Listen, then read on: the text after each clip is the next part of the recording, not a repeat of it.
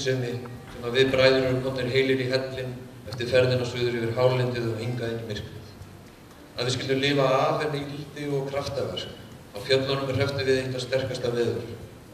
Elsku Þórunn, ég læt snöggvast þessi niðurhrippuðu orð mín í hendur mann sem kom hér við í hendum. Hann segist alltaf norður til Skagafjarðar fyrr eða síðar.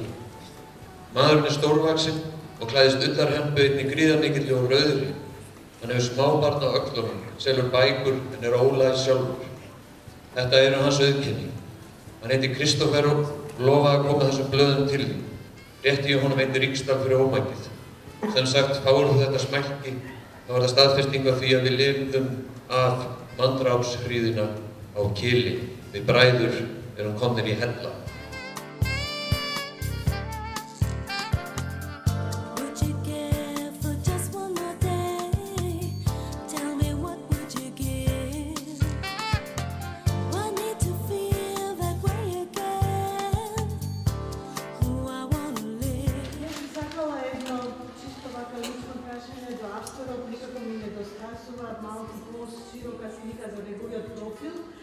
Во промотивниот материјал пишува дека авторот е лидер за реконструкција на поезијата во ислам.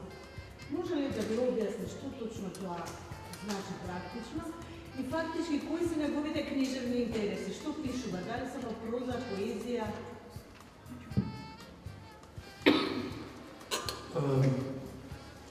Well, it's maybe an overstatement. With the recreation of poetry. I was a part of a poetry group of young poets, but not so young. Young is a bit relative when it comes to poets. They are young for a long time. But we we made a lot of noise. We held poetry parties with DJs and traveled the country and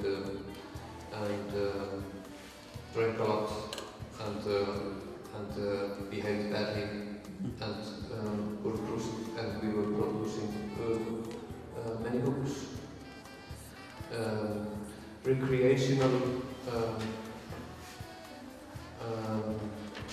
maybe only in the sense that we made poetry, I hope, a bit fashionable again. So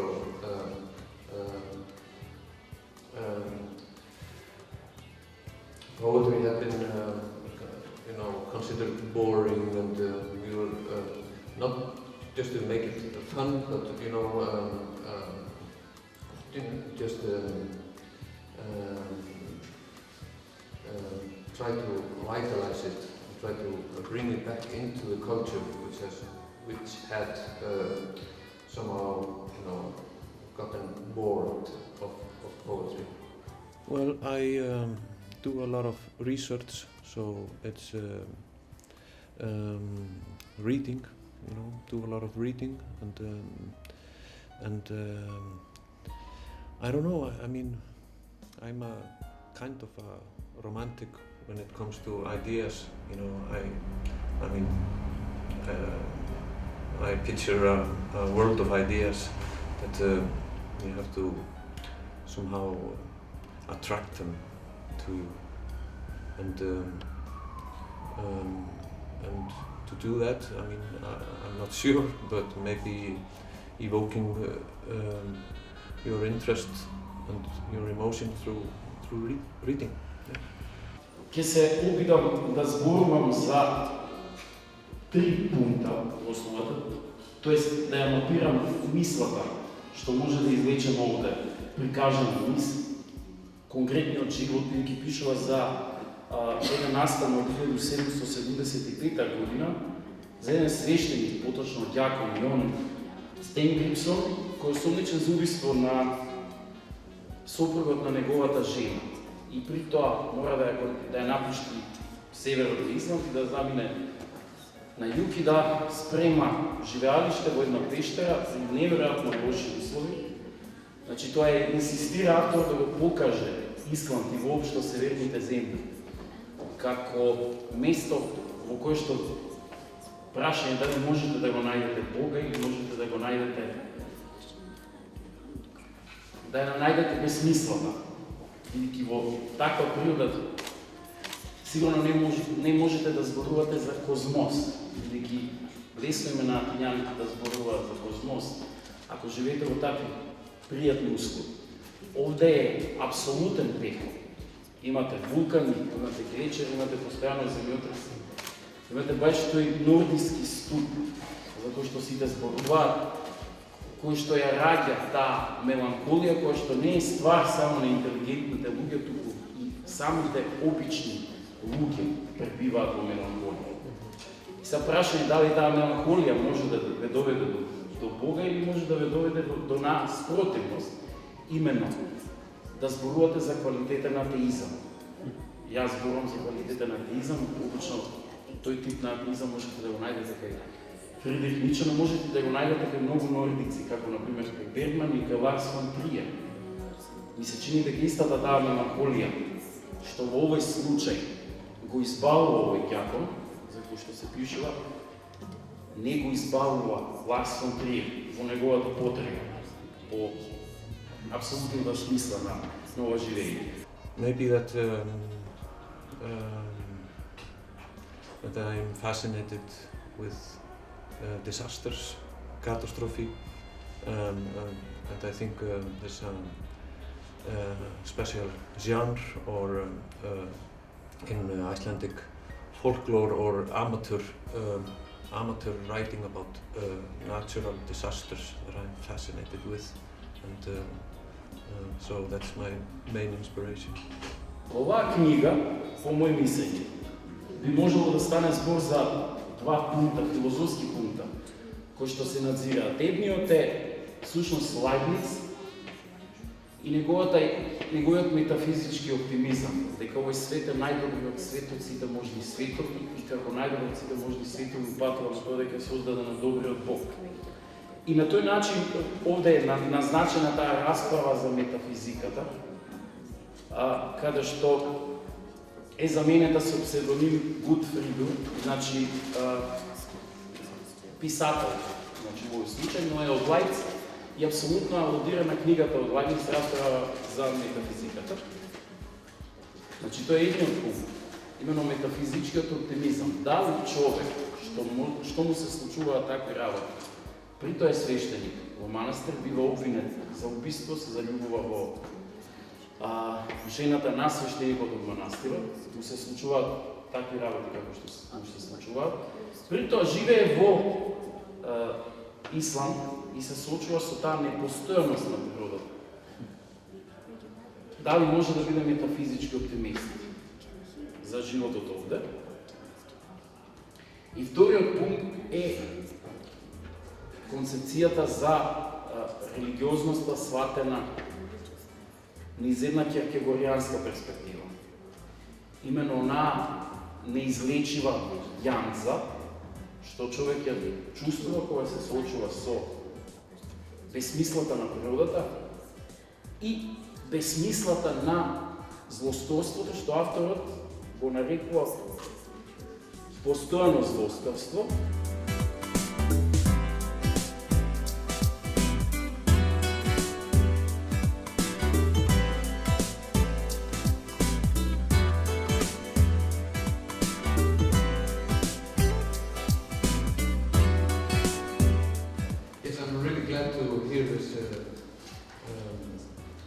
Philosophical aspect of the novel.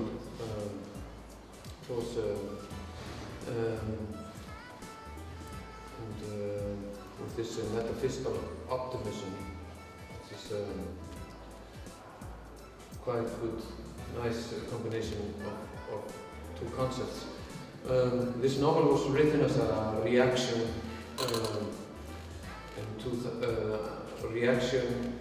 towards the economical crisis in Iceland and also in more countries. When we went bankrupt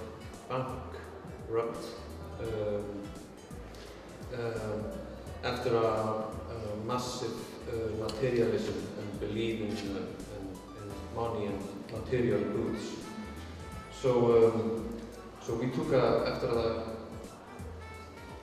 the collapse, we took a kind of step back and towards ourselves to look at who are we, who have been lost. Европската унија, амбасадата на Кралството Холандија и амбасадата на Република Чешка. Во рамки на фестивалот пред македонската публика беа ексклузивно представени делата на 7 значајни и наградувани европски автори. Славенка Дракулиć од Хрватска, тоест од Шведска, Джамал Муваријачи од Холандија, Офегиор Сигурдсон од Исланд, Михал Ајвас од Чешка, Антон Баев од Бугарија, Рико Корконен од Финска, Енес Халиловиќ од Србија, како и домашните Живко Гроздановски и Јосип Коцев. Настаните се одржава во повеќе градови во Македонија, во Скопје, а како што гледате, дел од програмата се случува и во Кумано, како обид за децентрализирање на културата и еднаков третман на сите граѓани и влюбеници на пишаниот збор. Well, I like the literature in general, yeah, obviously, and I'm not sure I can depict where the European novel stands right now. Maybe it has lost a bit of the former nobility and grandeur. I don't know if the autobiography is coming or going, or probably going, and maybe historical, broad historical novels coming back. I'm not sure. You know, maybe I think it's just an open area for all kinds of literature in Europe now. I hope so. I think you know, when we look at historical things and we look into the past, we tend to positively to use it as a mirror to modernity or to the contemporary world. So that's exactly, you know, what I was trying to do, to show this, make a portrait of this man and use him as a mirror for ourselves, to help us to orient it in a very confusing situation. I feel very honored and very well, thank you. Yeah. I'm happy to be a part of this book festival, and I'm very glad to be invited here. I think also, you know, the notion of the act of writing is connected with melancholy, because you are pouring out feelings and things from the depth, from within. So it's also an output of darkness. So and there is a melancholical joy in writing. It's a sadness, but you know, with a sadness with a good feeling. Well, I am not able to read so many translations, so I can read the Danish and the English, and what I have seen is just a fantastic job, and I'm so surprised and with every new translation, and I feel very privileged and thankful for that. Yes, it's very well. You cannot allow yourself to say it's very important, but you know, it's a happy thing that when it happens. So coming from a nation of only 300,000, so our book market is really small. So it's maybe especially important for us to go off the island, you know, and enter into a new linguistic area. Yeah. Конкретно мене ме интересира дали теологијата е тема која што е присутна во сите негови дела или е така тема во и дали работи на моментално на некој дел и која е моменталната негова тема на интерес?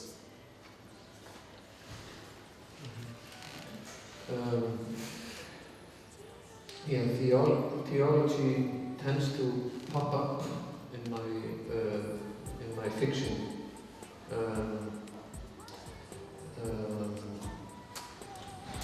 I don't know why it is, but maybe, but not as much as is, you know, like in this novel.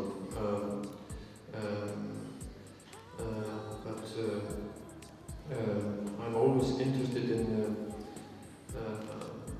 theology and mostly in mysticism, Christian mysticism.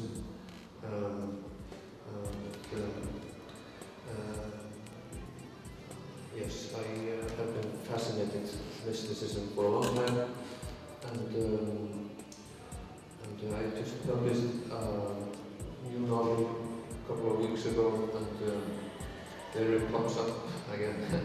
So, I don't know.